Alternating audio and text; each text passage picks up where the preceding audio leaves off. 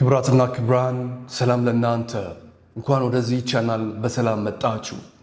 ይህ ቻናል እውነት ብቻ የሚነገርበት የእውነት ልሳን የሆነ የዩቲዩብ ቻናል ነው። ሁላችሁም ለዚህ ቻናል አዲስ የሆናችሁ ሰብስክራይብ በማድረግ የቻናላችን ቤተሰብ መሆን እንዳትረሱ።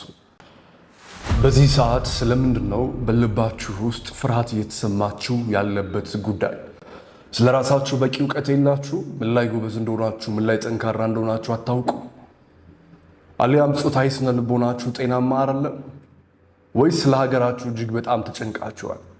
ወይስ ስለ ዓለም ላይ በዚህ ሰዓት እየተካሄደ ስላለው ተፈጥሯዊ ቀውስ እጅግ በጣም ተጨንቃችኋል? ወይስ ስለምንድን ነው በልባችሁ ውስጥ ፍርሃት የዘራባችሁ ጉዳይ? ዓለም በተለያዩ ዲስከቨር ሊደረጉ ሊታወቁ ሊገለጹ በማይችሉ ሀሳቦች፣ የተፈጥሮ አደጋዎች እኛ ከምናውቀው ዓለም ውጭ የሆኑ ፍጥረታቶች ሁሉ ቢገኙ ቢመጡ እኔ የዓለም ገዥ ነን ቢሉ ምንም ቢፈጠር ከላይ እስከታች ቢናወጥ ስለምን ትፈራላችሁ እንዴ? ለምንድን ነው በልባችሁ ፍርሃት የተዘራው? በአባታችሁ ላይ የነበራችሁ እምነት ችግር ነበረበት ማለት ነው። ውሸት ነበር ማለት ነው። እውነትን የያዘ ስለምን ይፈራል? ለራሳችሁ የታመናችሁ አይደላችሁም ማለት ነው። ለራሱ የታመነ ሰው፣ ለአምላኩ የታመነ ሰው፣ የራሱ የሆነ የጸሎት ጊዜ ያለው ሰው፣ ዱዓውን በአግባቡ የያዘ ሰው፣ አምስቱንም ሐውቀት ሶላት የሚሰግድ ሰው፣ የሚጸልይ ሰው፣ ከቤተ መቅደሱ ደጃፍ የማይጠፋ ሰው፣ በቤቱም ሆኖ ሁሌም ቢሆን አባቱን ስለማመስገን እና ለሀገሩ ሰላም፣ ስለ ቤተሰቡ ሰላም መሆን፣ ስለ ራሱ ሰላም መሆን በጸሎቱ ውስጥ አምላኩን ከሚያመሰግንና ከሚጠይቅ ሰው የፍርሃት ድምፅ መስማት እጅግ በጣም ከባድ ነው። ስለምንም ነገር አትፍሩ። ስለምንድን ነው የፍርሃታችሁ መነሻ? ብዙ ፍርሃቶቻችሁ ከሶስት ነገር ይመነጫሉ። የመጀመሪያው በአባታችሁ ላይ የነበራችሁ እምነት በማስገደድ እንጂ በማወቅ አልነበረም። አንድም መረዳትና እውቀት የተነገራችሁትን ትምህርት በመፍራት እንጂ የምትተገብሩት በማወቅና በመረዳት አልነበረም። በፍርሃት ውስጥ ነፃነት የለም። በመፍራት የሚከበር የትኛውም አይነት ሕግ አውቀናል ነቅተናል ባልንበት ዘመን እንሰብረዋለን። እንዲሁም ደግሞ ያንን ሕግ በማይፈሩትና ስለዛ ግድ በሌላቸው ሰዎች እጅ ላይ የወደቀን ቀን በእርግጠኝነት ብኩርናችንን አሳልፈን እንሰጣለን። የቀድሞ ፍቅራችንን ለአባታችን የነበረን ክብር አሳልፈን እንሰጣለን። ስላልተረዳን ስላልመረመርን ነው። ሀገራችን ላይ ያለው ነገር ያልገባን ለምንድን ነው? ስለ ሀገራችን ምንም አይነት በቂ የሆነ ታሪክ ስለሌለን ነው።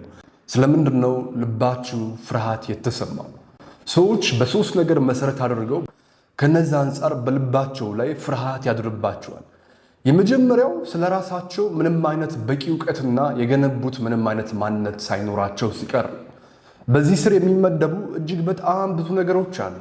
ሁለተኛው ደግሞ በአባታቸው ላይ እንደ ሃይማኖታቸው በአምላካቸው ላይ እንዲሁም እንደ ግላቸው በጠቅላላው በዓለም ላይ የዓለማት ጌታ የሆነው የሁሉ አባት የገዢዎች ገዢ በሆነው ጌታቸው ላይ ያላቸው እምነት ሁሉ ከፍርሃት የመነጨ እንጂ በምንም አይነት በመረዳት ውስጥ ያካበቱት በቂ የሆነ ማንነት ስላልገነቡ ነው። ሶስተኛውና ትልቁ ጉዳይ ደግሞ ጾታዊ ስነልቦናቸው ጤናማ ስላልሆነ ዛሬም ድረስ ወንድ ወይም ሴት ናቸው ወይንም ሁለቱም ዓለም ላይ እየተምታቱ ነው። ሰው ወደ መሆን አልመጡም። ይሄ ማለት የሴት ልጅን ጣዕም አያውቁም። በልባቸው ከፍተኛ የሆነ የወንድ ጥላቻ አለባቸው ወይንም ከፍተኛ የሆነ የሴት ጥላቻ አለበት። እነዛ ጥላቻዎች የሚመነጩት ደግሞ እጅግ በጣም ድብቅ ከሆኑ ኢንሴኩሪቲዎች ነው። ስልኮቻችን እጅግ በጣም ብዙ መርዞችን ስላበሉን ሶላችን እየተሸጠ ኢነርጂያችን ድሬን እየተደረገ ያንን ምስል ለምንመለከትለት አካል የእኛ ዕድልና ኃይል ሁሉ ስለሚተላለፍም ጭምር ጾታዊ ስነልቦናችን ስለተምታታ ወደ ሰውነት ወደ ሰው ልጅነት ስላልመጣንም ጭምር ነው። የሚፈሩት እነዚህ ሰዎች ብቻ ናቸው። ስለ ራሳቸው በቂ እውቀት የሌላቸው፣ ድክመታቸውና ጥንካሬያቸውን ያለዩ፣ ታሪካቸውን የማያውቁ እነዛ ህዝቦች ብቻ ናቸው የሚፈሩት። ታሪካቸውን የሚያውቁትማ ሰሞኑን ዓለም ላይ ባለበት ሂደት ላይ እንኳን እኮ የዓለም ሀያላን የሚባሉ ሀገራትን፣ ግለሰቦችን፣ ሰዎችን በድፍረት እስኪ እንመለከተዋለን ብለው በዝምታና በመረጋጋት እያስጨነቁ ነው። ታሪካቸውን የማያውቁት ግን ፍርሃት ውስጥ ናቸው። ስለ ማንነታቸው በቂ መረዳት የሌላቸው ግን ፍርሃት ውስጥ ናቸው። በአሁኑ ሰዓት ትውልዳችን አስቡት፣ የዛሬ 3 እና 4 ዓመት ላይ ሁሉም ካልዘረፍኩ ሊል እኮ ነው። በዚህ ከቀጠለ ሃይባ ያጣና ስርዓት የሚያስይዘን አጣ። ይህን ትውልድ ማን እንደሆነ አላውቅም። አንተ ገና የታዳጊ ወጣትነት ዕድሜ አልጨረስክም፣ ይሄ ሁሉ ኢንፎርሜሽንና መረጃ አይጠቅምህም ብሎ የሚያስተምረው ይህን ትውልድ ማን እንደሆነ አላውቅም። በየትምህርት ቤቱ በየወላጅ ቤቱ እንደ ግዴታ አንድ ወላጅ ልጁ ስለ ሃይማኖቱ ስርዓት ማስተማር እንዳለበት፣ ስለ ሀገሩ ስርዓት ማስተማር እንዳለበት ማስገደድ መጥች እንደሚጀምር ከላይ ያለው ያሰራል። ይህ ትውልድ ማን እንደሚጠብቀው ግራ ገብቶኛል። አልፈራሁም። ያልፈራሁት በቅርቡ እነዚህ ሁሉ የምላቸውን ነገር የሚፈጽም አካል እንደሚመጣ ስለማውቅ፣ እርሱም በሰው ልጅ ላይ የሚገለጽ ንቃት ነው። ያ ንቃት መጀመሪያ ከፍታውን በያዙ አመራሩን በያዙ አካላት ላይ ይገለጣል። እነሱ ደግሞ ሰዎች ክፉም ይሁኑ ደጎች ስልጣናቸውን መንበራቸውን ለማስከበር እንዲሁም ደግሞ በአግባቡ ኃላፊነታቸውን ለመወጣት የእግዚአብሔር መንፈስ ለሚያስገድዳቸው ይህን ሁሉ ተፈጻሚ ያደርጋሉ።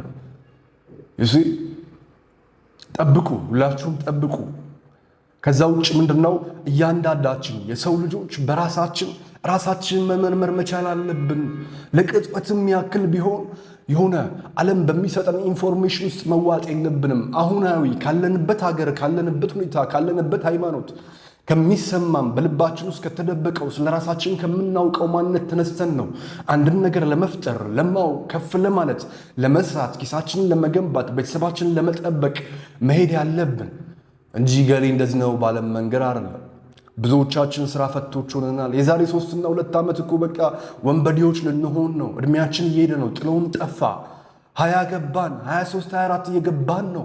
ከዛ በኋላ የገነባኑ እስኪል የገነባኑ ማንነት ከሌለን በቧልትና በሳቅ በማይመለከተን ጉዳይ ገብተን እገሌ ቅዱስ ነው፣ እገሌ ርኩስ ነው፣ እገሌ መናፍቅ ነው፣ እገሌ መልካም ነው፣ እገሌ እንደዚህ ነው፣ እገሌ እንደዚህ ነው፣ ይሄኛው እኮ ሃይማኖት እንደዚህ ናቸው፣ ይሄኛው ሃይማኖት እኮ እንደዚህ ናቸው፣ ይሄኛው ብሔር እንደዚህ ነው እያልን 24 ሰዓት ዳርና ዳር ቆመን ምንም ነገር ላንፈጥር የምንጫጫ ትውልዶች ሆነናል። ታዲያ ፍርሃታችን አሁን ላይ ብቅ ባይል ምን ይገርማል? ገና ብዙ እንፈራለን፣ ገና ብዙ እንጨነቃለን። በራሱ ላይ ንቃት የሌለው ትውልድ ሁሉ እንደዛ ይሆናል። እዚህ ላይ አልቆይበትም። ምክንያቱም 1 ዓመት ሙሉ ይሄን ነገር ስለማስተካከል ለትውልድ ስለፋ ነበረ። ወደ ሁለተኛው ሐሳብ ደግሞ እንምጣ። ብዙዎቻችን ቅዱስ መጽሐፎቻችን አናውቃቸው። ብዙዎቻችን ሸምድደናቸዋል። በጥቅስ ደረጃ፣ በሐሳብ ደረጃ እያንዳንዱን ሱራ እናውቀዋለን። እያንዳንዱን የመጽሐፍ ክፍል እናውቀዋለን። እያንዳንዱን ሐፍዘነዋል። ሙስሊሞችን ከሆነን እያንዳንዱንም ምናልባት ተምረነዋል። እያንዳንዱንም ሸምድደነዋል። ክርስትና ውስጥም ያለን ነገር ግን ትርጓሜውን አናውቀውም። አብዛኞቻችን ጆሮአችንን ለማን መስጠት እንዳለብን አናውቅም። መስጠት ያለብን ግን ለራሳችን መርዳት፣ በራሳችን መንገድ ከህይወታችን ተምረን ስላካበት ነው ወይንም ካለንበት ሁኔታ አንጻር ነው ነገሮችን መገምገም የሚገባል። ነገር ግን የሆነ አካል ድምፅ እንዲሆንልን እንፈልጋለን። ብዙዎቻችን ደግሞ እስከነጭራሹ አናውቀው፣ እጅግ በጣም እንፈራዋለን። ሰዎች እኮ የሚፈሩትና የሚገዙለት እውነት ካለ እመኑኝ የማይፈራውና የማይገዛለት ሌላ ሰው በመጣ ቅጽበት ህይወታቸው ላይ ኢንፍሉዌንስ ያደርጓቸው ያላቸውን ነገር ሁሉ ይጥላሉ። ለዛ እኮ ነው ትውልዳችን ሃይማኖት ወደ መቃየሩ እዛ ይገባል፣ እዚህ ይመጣል፣ እዛ ይገባል። በዚህ ሁሉ ቀውስ ውስጥ ያለው ለዓለምን ጠቅሞ ያውቅም። ታሪክን ተመልከቱ፣ ሂደትን ተመልከቱ። ሰው በማንነቱ ጸንቶ ሊቆም ግድ ነው። እሱ አይደለም መንገዱ። ወይንም ደግሞ ከጊዜ በኋላ ደረስኩበት የሚለው ዓለም ካለው እዛ ዓለም ላይ ከገባ በኋላ እንደ አለት ጸንቶ ሊቆም ይገባል። የሚንሸራተት ወደ ቀድሞም የሚመለስ ከሆነ አሁንም ችግር አለ። ምንድነው በነፈሰበት መንቀሳቀስ? ነፋሳት እኮ በፈለጉበት አቅጣጫ የሚመላለሱት የራሳቸው የሆነ ተፈጥሯዊ መልእክት ስላላቸው፣ የራሳቸው የሆነ ሰራዊት ስላላቸው። የነሱ ዓለም ላንተ አይደለም። ሰው ሊጸና ይገባል። መሰረቱ እጅግ በጣም ጠንካራ ሊሆን ይገባል። ብዙዎች ስለሚፈሩት ነው። ብዙዎች ፕሮፋይል ላይ ጥቅስ ከማድረግ የዘለለ ምንም አይነት በቂ መርዳት የሌላቸው ስለ እምነታቸው። ደግሞ ሁሌም ቢሆን በፍርሃት ላይ የተገነባ እምነት በሃይማኖት ላይ ያለን በአምላካችን ላይ ያለን እምነት ሊሆን ይችላል። በየትኛውም ጉዳይ ላይ ያለ እምነት በእርግጠኝነት ይጣሳል። ለዛ ነው የእግዚአብሔር አገልጋይ ነኝ የእግዚአብሔር ካህን ነኝ ብለህ ነበር። ትንሽ እድሜ ከፍ እያለ በመጣ ቁጥር ግን በሃይማኖት ስም መነገር ጀመርክ። በቅርቡ ሁሉም ትጋለጣለህ። ትንሽ እድሜ ከፍ ባለ ቁጥር ትንሽ ለእውነት የሄድከው መንገድ ላይ አካሄደ ጤናማ አልነበረምና በመርዳት ማንነትን በማወቅ በመንፈስ ቅዱስ ሙላት የተመራ አልነበረምና ቅጥሩን ሁሉ የገባህበትን ዓለም ሁሉ የተሰጠነን ስልጣንህን ዙፋንን ሁሉ በሃይማኖት ስም መነገጃ አድርገሃል። በቅርቡ ትዋረዳል። በአደባባይ ስም ይረክሳል። ቀጣይ በሚመጡት ዓመታት ውስጥ ደግሞ የሚመጣው ስርዓት ሁላችሁንም ያጠፋችሁ የቀጠፋችሁንም ሁሉ ቅጣታችሁን ይሰጣችኋል። ከሁሉ በላይ ግን ዛሬ ህሊናችሁ በሚገባ እየቀጣችሁ ነው። አብዛኞቻችሁ እኮ እኔ የእግዚአብሔር ፍጥረት ነኝ ብላችሁ አምናችሁ አባቴ ከጎኔ ነው፣ አላሁ ሱብሓነሁ ወተዓላ አይተወኝም፣ እኔ አሊም ነኝ፣ እኔ በቃ ሰግዳለሁ፣ ጸልያለሁ፣ ለእግዚአብሔር ራሴን አሳልፌ ሰጥቻለሁ ብለሽ ነበር እኮ። ነገር ግን ያልሽበት ቦታ ድረስ ፈተናው መጣ። ተረድተሽው አልነበረም፣ በስሜት ነበረ። በአባትሽ ላይ የነበረሽ እምነት ከፍርሃት የመነጭ ነበር እንጂ ከመረዳት ከመገኘቱ ከሙላቱ አልነበረም፣ ከህልውናው አልነበረም ያን ስሜት ያመጣሽው። ስለዚህ በየርሽበት የቀጠፍሽ ነው። በዝሙት ረክሰሻል። ያም ወንድ ልብሽን ሁሉ እንደፈለገ ያጥወለውሏል። በአደባባይ ግን ጻድቅና መልካም ሴት ሆነሽ ትታያለሽ። ነውርም ያልሰራሽ ትመስያለሽ። ያስነወሩሽን ሁሉም ጥፋተኛ ታደርጊያለሽ። ፍቃድሽን የሰጠሽው አንቺ መሆንሽን ረሳሽና በአባታችሁ ላይ ያለው እምነት ተንሸራቷል። እነዚህ ሰዎች ሁሉ በአሁኑ ሰዓት እጅግ በጣም ጥልቅ የሆነ ፍርሃት ውስጥ ናቸው። ሶስተኛዎቹ ፈሪዎች ደግሞ ጾታዊ ስነ ልቦናቸው ጤናማ ያልሆነ ነው። ስለ ሴት ልጅ የሚማሩት እጅግ በጣም የሰው ፍጥረት ካልሆነው ከዚህ ነው። የብዙ ሰዎችን አንደበት በመስማት ውስጥ ነው። ስለ ወንድ ልጅም የሚማሩት እንደዛ፣ ስለ ወሲብ የሚማሩትም ከምስሎች ሆኗል። እያንዳንዱ እነዚህን ነገሮች የመመልከት ሂደት ነፍሶቻችሁ ያላቸውን ኃይል በአይኖቻችሁ በኩል የሚመጡ ጨረሮች ለሆነ አካል፣ ለሆነ ሰው፣ ለሆነ ፌም፣ ለሆነ ስልጣን፣ ለሆነ ዓለም የሚደረግ ግብር መሆኑን አትረዱም። እንዲህ ሲነገራችሁም ተረት ይመስላችኋል። ትስቃላችሁ፣ ትሳለቃላችሁ። እጅግ በጣም ያሳዝናል። ቀጥሉበት። ተምታታችሁ ትኖራላችሁ። ወደ ሰው ልጅ ደረጃ በፍጹም አትመጡ። በሴትናትና በወንድነት ውስጥ ስትንቀዋለሉ ነው የምትኖሩት። ሰው ወደ መሆን ወደዛ ደረጃ አትመጡ። ትዳር እጅግ በጣም ያስፈራችኋል። በዚህ ሰዓት ያለው ትውልዴ እጅግ በጣም ትዳር አልባ የሆነ ነው። በዚህ ሰዓት ያለው ትውልዴ ሁሌም ቢሆን ላለበት ከስረት፣ ላለበት የፍቅር ግንኙነት መበላሸት እሱ ወንድ ከሆነ ሴቷን፣ ሴት ከሆነች ወንዱን ነው ጥፋተኛ የሚያደርጉት። እና ይሄ ሁሉ ሂደት ዓለምን ምን ላይ ያደረሳት? ለምንሆኑ አሁን ዓለም ላይ በዚህ ሰዓት እየሆነች ያለችውን ሂደት አካሄድ ታውቃላችሁ? ሶሻል ሚዲያ ያለውን ተውት። እውነተኛ ተጨባጭ በሆነ መንገድ ያለችበትን ሂደት ታውቃላችሁ ወይ? ዓለም ላይ እየተከናወነ ያለውን ከፍተኛ የተፈጥሮ ሂደት ታውቃላችሁ ወይ? ብዙ ነገር የነገራችሁ ያ ሳይንስ የምትሉት አዋቂ የምትሉት ስርዓት ዓለም ላይ በአሁኑ ሰዓት እያለ ያለውን ነገር እየሆነ ያለውን ፍጥረቶች እያደረጉት ያለውን ነገር መተርጎም አቅቶት ከብዶት እንደተቀመጠ ታውቃላችሁ? ዛሬ ላይ የዓለም ብዙ መንግስታት ትውልዳቸውን ለማዳን የተረባረቡ እንደሆነ ታውቃላችሁ? ጊዜዎቹ ስለምን እንደተቀየሩ ይገባችኋል? ኢትዮጵያ ለምሳሌ 2018 ላይ ናት። እገሌ 2000 ምናምን ላይ ነው። ኋላ ቀር ስለሆነ እናንተ ሞኞች እንደዛ ነው የምታስቡት። ታይም ዞንስ ምን ይመስላል? እያንዳንዱ ሀገር ላይ ሰዓታቶች ውስጥ እንዴት እየቆጠሩ ነው? እውነት የእጅ ሰዓቶቻችንና የስልክ ሰዓቶቻችን አንድ ነው የሚሰሩት? ኳልኩሌተሮቻችን ልክ ናቸው ሂሳብ የሚሰሩት? አንድ ሲባዛ አንድ ስንት ነው? አይባዛም ይሉናል። ማባዛት ግን ስራው ምንድን ነው? ጀስት ማባዛት ነው። ለምን አልተባዛም? ጥያቄ አንሱ እንጂ ምርምሩ እንጂ። ብዙዎቻችሁ ቀለዳችሁ፣ በኦርቶዶክስ ቤተክርስቲያን ላይ ሳቃችሁ፣ አፈይዛችሁ። እጅግ በጣም ብዙዎች እጅግ በጣም ተረት አላችሁ። እያንዳንዱን መንገድ እያንዳንዱን ስርዓት ታሪካችሁን ስለማታውቁ ነው። እናንተ ተረት ነው ያላችሁት እናውቃለን ባዮች ላይ ገብቷቸው ሳይሆን እንጀራቸውን ለማድረግ ያንን ነገር በሚሰብኩ ሰዎች አንደበት ስለተሰበካችሁ፣ በራሳችሁ የመረመራችሁት ምንም ነገር ስለሌላችሁ እያንዳንዱ ትውልድ ወደዛ እውቀት ይመለሳል። በቅርቡ እያንዳንዱ ስርዓት ያንን እውቀት በክብር ይዛል። ፈጣሪ ይመስገን። ደግሞ እናንተ ተረት ብትሉ ምንም ብትሉ እያንዳንዱ ቦታዎችና ይዞታዎች ዛሬም ድረስ በእነሱ አካል ናቸው። ዛሬም ድረስ የማይናገሩ ድምፅ የማያወጡ እናንተ ተቻችሁም አልተቻችሁም ከእናንተ ስሜት ሳይሆን በአምላካቸው ጽናትና ብርታት የቆሙ እጅግ በጣም ብዙ ሊቃውንት አሉ። እያንዳንዶቻችሁ ይሄ ቅዱስ፣ ይሄ መናፍቅ፣ ይሄ ርኩስ እያላችሁ ቆማችኋል። እንደ ሃይማኖታችሁ ራሳችሁ እንደ ጻድቅ ነው የምትመለከቱት። እና ፈሪዎች ባትሆኑ ምን ይገርማችኋል? ለምን? በአባታችሁ ላይ ያላችሁ እምነት ወገንተኛ ነው። አባታችሁ የሁሉ ጌታ መሆኑን ረስታችኋል። እሱ እኔን መርጦኛል፣ እኔን ለይቶኛል ከሚል ከፍተኛ የሆነ ራስን ልዩ አድርጎ በሚያደርግ ሐሳብ እንድትጠመዱ ያደረጋችሁ አስመስላችሁ የራሳችሁን ከፍተኛ ፍላጎትና መሻት ህዝቦች ላይ ያንጸባረቃችሁ ነው። ያ ህዝብም ተከፋፍሏል። ዛሬ ወየውላችሁ እነዛ ሰዎች። ስለዚህ ፈሪዎች ሶስት ናቸው። ማንነት የላቸውም፣ በአምላካቸው ላይ ያላቸው እምነት በራሳቸው የገነቡት ሕይወት ያለው መርዳት ያለው የለም። ፍርሃት ያመጣው ነው ወይንም አለማወቅና ቂልነት ያመጣው ነው። በሶስተኝነት ደረጃ ጾታዊ ስነ ልቦናቸው ጤናማ አይደለም። እነዚህ ሶስቱ ዓለማቸው በሙሉ ይናወጣል። ዘመናቸው በሙሉ አስቸጋሪ ይሆናል።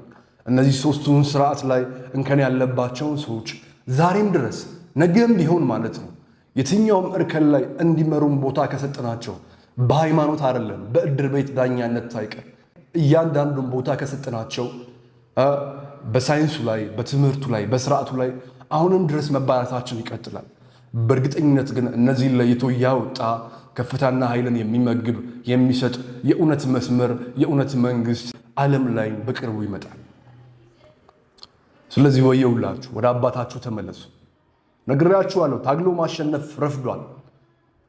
እንደ ኢዮብም ተሸንፎ ማሸነፍም እየረፈደ ነው። እጅግ በጣም ጥቂት ቀናት ናቸው የቀሩት፣ ኦልሞስት 30 ቀን። ስለዚህ ተዘጋጁ። ከወዲሁ አትሊስት የኢዮባዊ ዕድላችሁን ተጠቀሙ። በእስልምና ውስጥም ካላችሁ ከወዲሁ ወደ አባታችሁ ተመለሱ። ከወዲሁ 5 አውቀት ሰላትን መስገድ ልመዱ።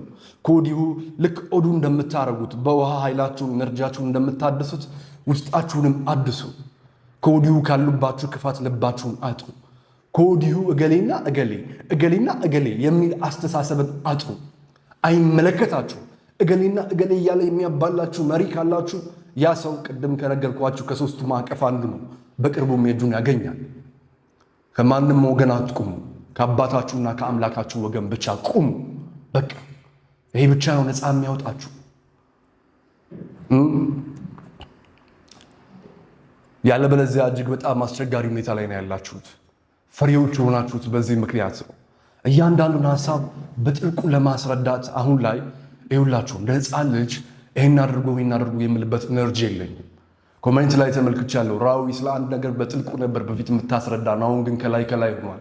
ዛሬም ደግምላችኋለሁ፣ ህይወት ላይ ከማን ምንም ነገር አትጠብቁ። በራሳችሁ ተፋልማችሁ ነገሮችን ማግኘት ልመዱ። አቅጣጫ የሚጠቁማችሁ እንጂ አብሯችሁ የሚጓዝ የለም። አብሯችሁ የሚጓዘው የራሳችሁ ሙሉ ማንነትና የብርሃን አምላክ ብቻ ነው። የብርሃን አምላክ ደግሞ ራሱን የሚገልጠው ስለ አምላካችሁ ያላችሁ እምነት ላይ ነው። እሱ ነገር ላይ መንጠራጠርና መፍራት አሁን ከጀመረ እስከ ዛሬ ድረስ ሲመራችሁ የነበረው የእናንተ ማንነት የእናንተ ተፈጥሮ አምላካችሁ ሳይሆን እሱን መስሎ እሱን እናውቃለን በሚሉ ቃሎች፣ አንደበቶች፣ ኢንፎርሜሽኖች የመገባችሁ አካል ነው። በዚህ አጋጣሚ አንድ ነገርም እንዲሁ ጣል አድርጌላችሁ ልለፍ፣ ምንም ሳላወራበት። ጂኦግራፊ ሳይንስ አይደለም። ጂኦግራፊ የዓለም አቀማመጥ፣ የአቅጣጫ አቀማመጥ፣ እነሱ ሁሉ ነገሮች አርኪኦሎጂ አይደለም። እነዚህ ሁሉ ነገሮች ቴዎሎጂ ናቸው።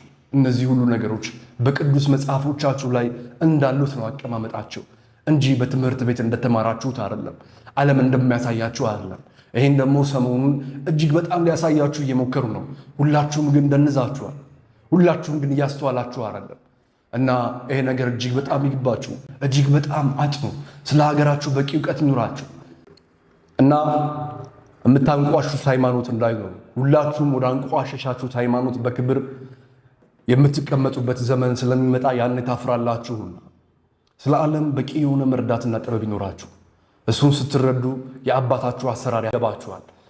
እሱ ሲገባችሁ ስለ ራሳችሁ በቂ እውቀት ይኖራችኋል። ስለ ራሱ በቂ እውቀት ያለው ደግሞ በአባቱ ላይ ሙሉ እምነት አለው። ዓለም ላይ ስለሚሆነው አንዳችም ነገር አይፈራም። አሁን ቀጣይ የሚመጣው ደግሞ እስካሁንም ከሆነው በላይ እጅግ በጣም የሚብስ ነው። ስለነበረን ጊዜ አመሰግናለሁ። መልካም ጊዜ ነው።